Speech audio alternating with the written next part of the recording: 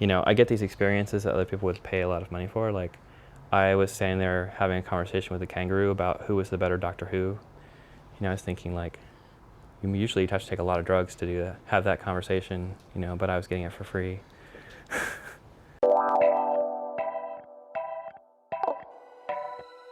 I've always believed that I've been a rat. And I like to say that I was born a rat and I'll die a rat.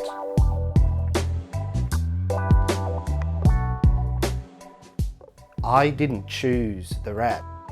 Who would want to be a rat? It's not a very glamorous species. I believe the rat chose me.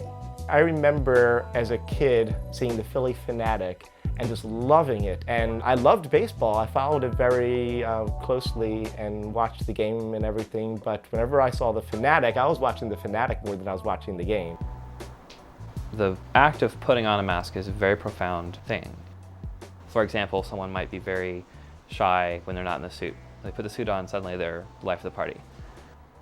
It's funny that putting on a mask allows you to be yourself, that it's hard to be bouncy and happy and interact with strangers in this world if you're a normal human being, because people don't do that. I mean, that's crazy. But if you're in a mascot costume, you can do it.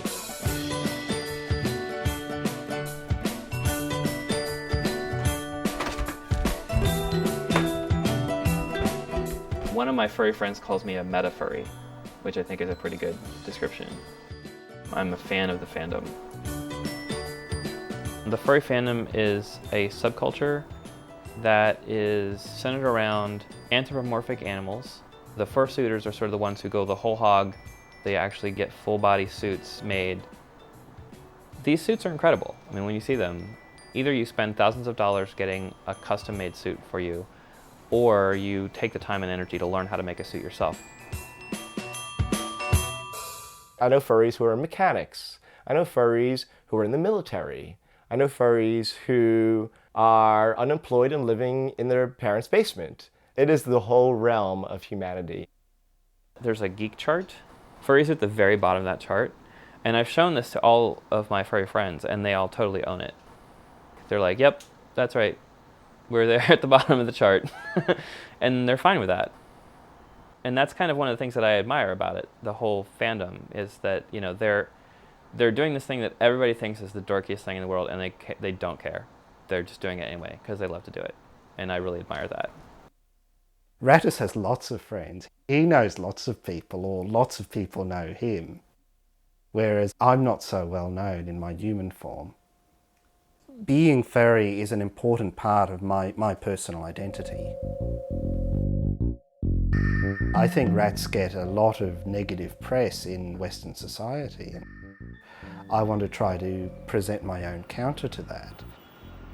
Rattus is almost a very political creation.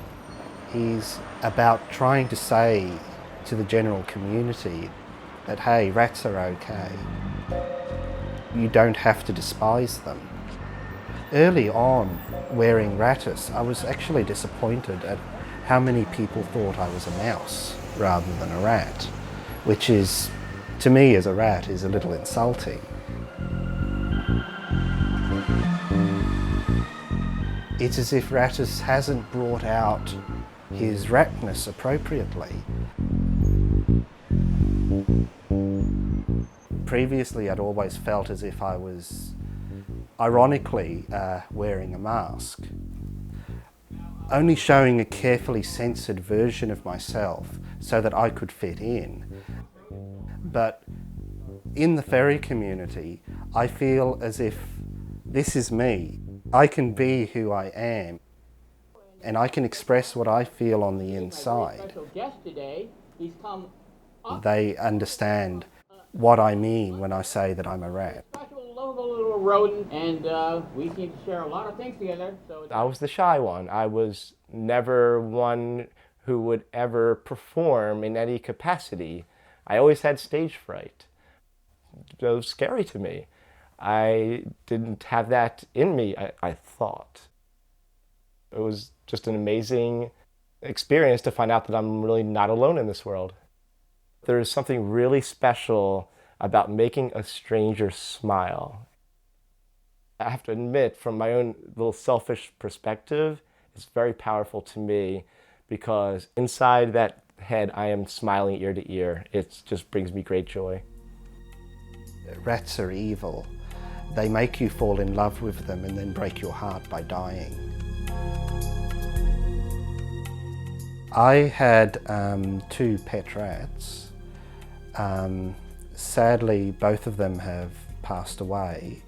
And it was the most painful thing I've ever gone through. Holding his little body in my hands, and he was convulsing. He'd had a stroke. I knew I was going to have to take him to the vet to have him put down. And it was the most awful experience of my life. I took the responsibility of ending his life. I've buried him in the front garden where I can still be close to him in that respect. So I envied my pet rats. They didn't have to think about being a rat. They just were, and that was their whole life. They were ratty. They didn't have to be channeling it or thinking about what it means to be a rat. I feel as if I'm a rat trapped in a human's body. I'm then constrained by what it means to be human. And so I have to start afresh to express my ratness. For some people, you can definitely see where the persona that they create is like the missing part of their personality. It's an extreme form of trying to find yourself.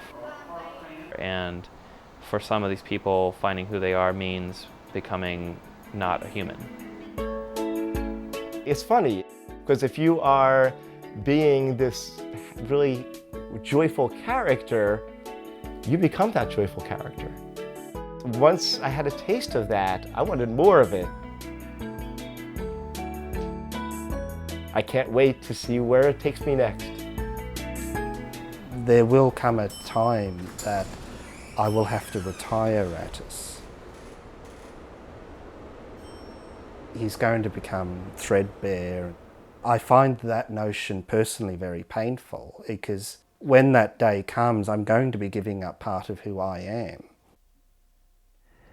Being in the room with a guy in a bunny suit or a fox suit or whatever is always weird, no matter how many times you do it.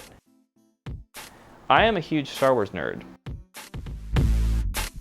Although I haven't actually been to a Star Wars convention, I do own some Jedi robes. I know what it is to love something that most people think is silly. And so I think that's part of why I get along pretty well with the furries, because I speak geek, you know.